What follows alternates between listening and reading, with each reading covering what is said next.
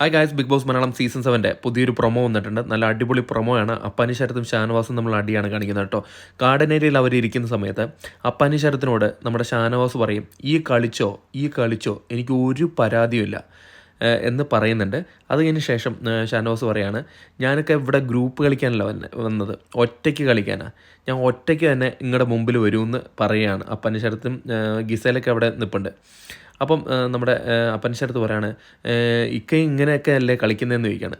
അപ്പോഴേക്കും നമ്മുടെ ഷാനവാസ് പറയാണ്, ഞാനൊന്നും ഇങ്ങനെയല്ല കളിക്കുന്നത് നിൻ്റെ ഓരോ സ്റ്റെപ്പും എൻ്റെ നെഞ്ചത്താ കൊള്ളുന്നത് എന്ന് പറയുകയാണ് ഷാനവാസ്. അത് കഴിഞ്ഞ് ഇവർ നടന്നു പോകുന്ന സമയത്ത് ഷാനവാസ് പറയാണ്, നീ തെറ്റിദ്ധരിപ്പിച്ചുകൊണ്ടുള്ള കളിക്കെന്ന് പറയാണ്.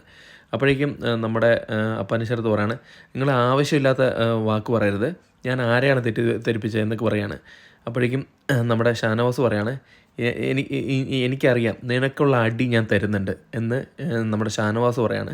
അപ്പോൾ അപ്പാനിശരത്ത് പറയാണ്, എനിക്ക് ഒരടി തന്നാൽ ഞാൻ അതിൻ്റെ ഡബിളായിട്ട് ഞാൻ തിരിച്ചു തരുമെന്ന് പറയാണ്.